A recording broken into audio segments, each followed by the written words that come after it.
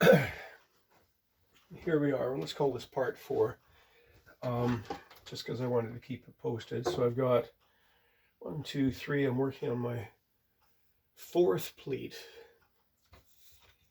And as I was sitting here, actually as I was uploading the previous 3 videos, I had a Cunning Plan come to me, and I just sort of tried it out just by holding the phone and taking snapshots at various magnifications to see how I could achieve that point of view thing that I was talking about. And I think I've hit on something. So I'm going to do some more sewing, and then I'm going to wander out to the shop and see if I can clutch together a bracket that I can mount to my ceiling joists here in the floor joists, and fark around with it for a bit to see if I can find something that'll give that that perspective that I've been talking about. So, but in the meantime, you're just going to have to be content with me yammering away as I work on this. So, yeah. So worked on the 4th pleat, and when I finish a pleat, it's important to keep these because they're very similar, not much difference in like 12/16, 15/16 in their width. To make sure that I don't mix them up. So with every pleat I finish, I check with my gauges, and we're just about spot on. Now, this kilt measures at the waist, it's 19 on the apron, 18 on the pleats, with a very deep pleat. Yeah, that's right. Because I started off as an army kilt maker, I prefer an apron which is much larger than the pleated portion, well over 50%. But this is just above 50% because, well, on top of everything else, the numbers just came so handily when I was working at the chart. But my preference, my default setting, is to make the apron larger rather than smaller. So I'm being very economical, shall we say, at the apron, at the waist. I'm measuring. I had said 3/4 plus, but I think I'm going to reduce it to 3/4 because, again, I don't shape the apron until the end. If with 23 pleats, this should be 18 across the back. But if it's less than 18, it certainly won't be less than 17. But if it's less than 18, that just means I get to make the front apron a bit bigger in compensation, and to me that's a win. So again, if the front apron is too small, if it's at or less than the horns of the pelvis, it's kind of we've sort of trespassed into skirt country. So, and I don't think that would be a good look on this particular person. So anyhow, so I'm just carrying on, and this is I won't say funny, but generally I find this is the creative part, but it's also monotonous. So I find that my my devotion to duty, shall we say, is helped if I've got some either music or a podcast or something going in the background. I'll have Time Team or something like that. If I'm playing music with lyrics, I'll often pick something in a language which is foreign to me, because then I'm more easily inclined to listen to the voice as an instrument. And as much as anything, that's because I find so many song lyrics, especially modern songs, especially romantic songs, I find the song lyrics to be so tremendously vapid. And I find myself arguing with the that's pretty sad. I find myself arguing with the composer, like, dude, that's the best you could come up with? Moon, June, Spoon, get out of here. Okay, so, but yeah, with music on in the background, or with headphones on, so I'm not disturbing the rest of the folks, I'll be listening to pipe tunes or anything else I've described. But if I don't have the music on, if I don't have a distraction, I get restless. That's why I never, ever, ever enjoyed the very few desk jobs that I've had. I've always been sort of a laborer, I suppose. But if I was just working in silence, I'll do a couple of pleats or I'll do a bit of work, I won't leave a pleat half done, but I'll do a bit of work. And then I get restless and I'll go off and do something else for a bit. So typically when the weather's nice, I'll work on this for a while and then I'll get restless. Then I'll go out and I'll work on the latest boat that I'm building for a bit. Oh, here comes the wife. So I'll stop chattering now. Hi, love. I'm recording, but you can play through because this is really a stream of consciousness kilt making podcast. As you can tell, the laundry is in the next room. There we go. It's funny, I've gotten used to it, but I never could find a thimble to fit my vast meaty fingers when I was young, and consequently I could never get used to feeling a thimble, or having the feel of a thimble on my finger after I found large thimbles. So the heck with it, I just have this one. Actually, I've got calluses on all 3 fingers, but this one I think I could strike a match with. I've mentioned I've sewn an entire seam or half of a seam and thought that, geez, the needle's getting dull, and found out that I was actually had the needle reversed and the sharp end was resting on the callus. Didn't even notice. Okay. So, if you want, yeah, sure, I can literally do this in real time. So you're watching me. God.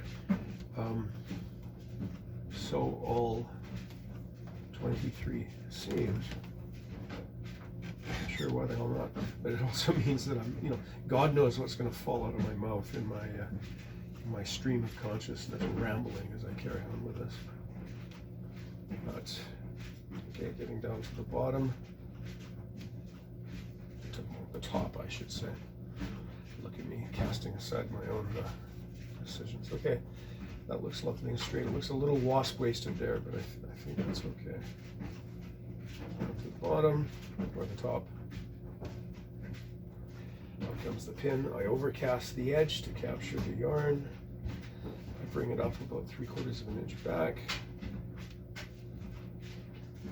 So I'm kind of reinforcing the top. 1, 2, 3.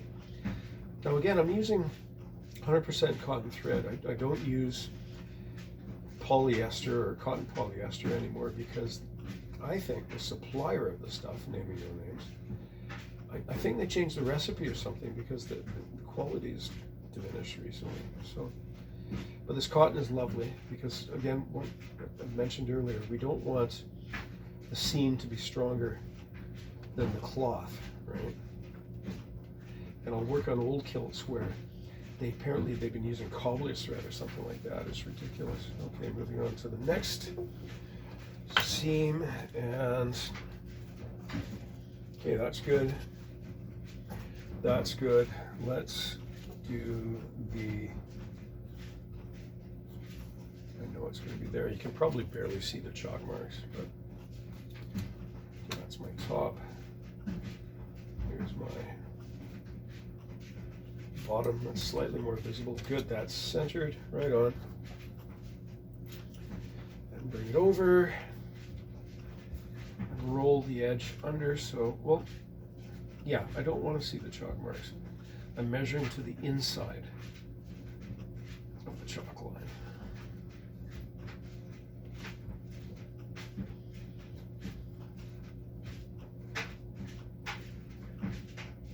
Okay, good. Good.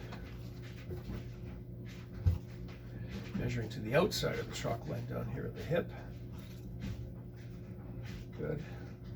That's about, yeah, there we go. Good. It looks straight. And here's the other thing too, you can't just rely on the numbers. You have to take a look at it to see if visually it looks right, because working with tartan, working with any sort of pattern, you can find, and as an aside, there are times when, if the pattern is very busy, you may have to decide if you're going to make that particular pleat a little bit wider or a little bit narrower, so we don't have an element of the tartan vanishing into the seam, because that's strictly forbidden. So then we have to do sort of a trompe delay effect. If you've had to been forced to do a slightly wider pleat because of the tartan, you're going to make it up with a narrower one later on. So what counts, what matters, is not the numbers. The numbers don't matter so much as how it actually looks. Now here we have the edge of the line dipping in towards the seam there, and that's my mistake. I'm going to make bloody sure I don't do that again. But it's not worth undoing, because the top bend is going to come down to about the lower edge of the red line there. So I'm going to let that one go, but I'm going to keep it as not exactly a memento mori, but as a reminder to myself to pay attention to what the heck I'm doing. I'm trying to rein in my speech here, because I tend to speak fluent working class, and as such, I can be rather sweary at times. Yeah, okay. Oh, for Christ's sake. Okay, it's officially time to replace that wax block. So I open the tickle trunk here, it seems to have locked itself. Oh, there we go. Reach into the box. Fresh chalk. Close it up again. You may or not be able to see this in the vid, but it's the steamer trunk that my grandmother brought all her worldly possessions to Canada sometime around 1910. Okay, fresh piece of thread, new block. I'm also being careful not to pull it too hard, because the cotton can break if I'm not cautious. Okay, giving a good hard pinch, melting the wax into the thread. Up goes the needle. Now I left the needle in the work, but if I was, just shoved it through the cloth there, but if I was stepping away from the table even for a minute, I would put it up. I would put it away properly, because if I was to come back from whatever I'd wandered off to do, forgotten the needle was there, grabbed another needle, and then worst case scenario, the client finds the needle when he sits on it. Yeah, not going to happen.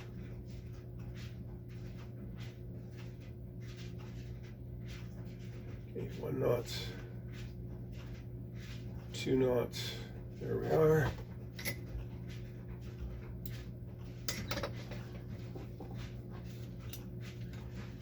you out the way. Do my crow's foot once, twice at an angle, 3 times at an angle. What the hell? 1, 4 for luck. There we go. Line it up on the chalk. Let's take a look. Yep, that's good. Okay, there we go. Once, twice, thrice, and away we go. Okay, 1, 2.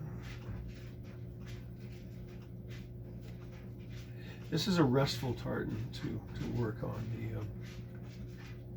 Some color schemes, notably the loud McLeod, the bumblebee tartan, the yellow and the black, and with the red overstripe.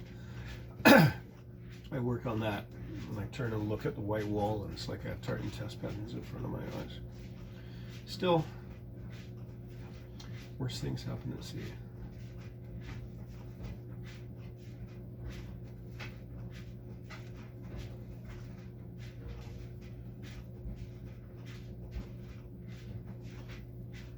I'm determined. Where's the end of that thread? Okay, there we go. Determined not to sew at such a pace, because if you bring the thread too rapidly through the work as you're stitching, it can snarl, right? It can marl into a knot, sort of a well, the name escapes me exactly what sort of knot it would be. It's sort of a sliding overhand knot, loop in it. So I know that tailors, particularly commercial tailors working, they would work at just a tremendous pace, just at a furious pace. I'm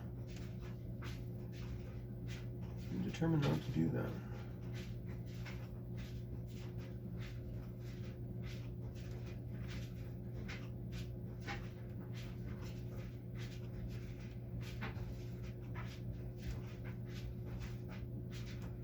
Okay. I think after this seam, I'm gonna check out for a while, shall I say, because I want to get a podcast on or something like that to divert myself, and that'll keep me working through the day. It's what, 3:30 in the afternoon. I want to put in another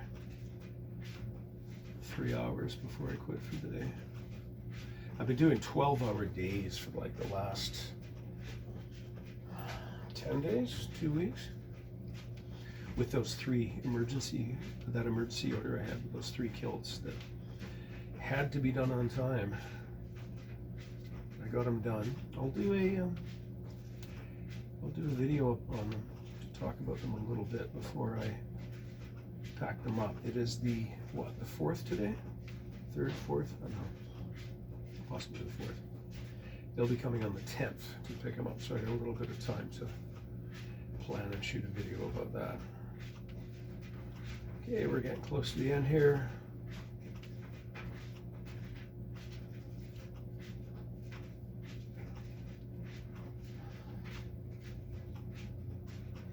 Back an inch, almost to the red line. So down to the edge again. 1, 2, 3.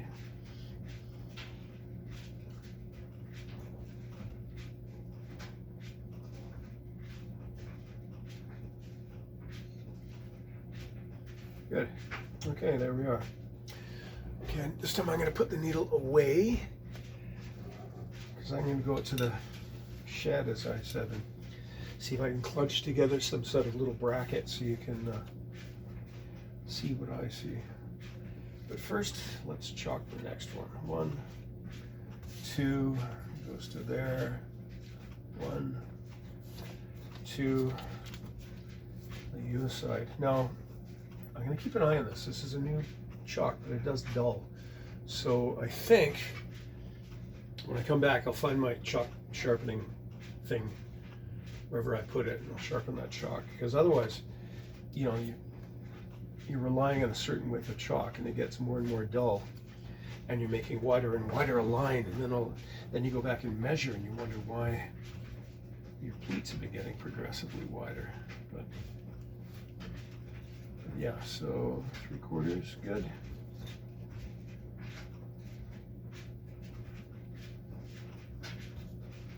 Three-quarters, good. 1 inch, good.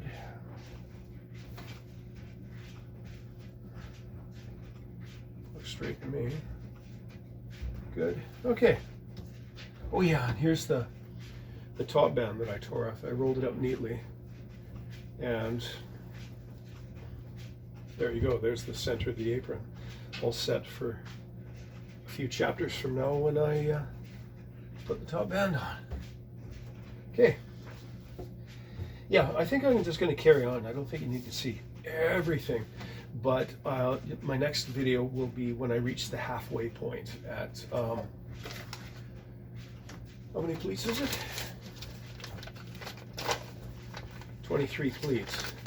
So when I get to when I'm sewing pleat 11 to pleat 12, I'll show you what I routinely do at that stage. It's a bit of a quality control thing. Okay, I will leave you to get on with your day for a bit while I play culturally inappropriate tunes far too loud to keep me to work.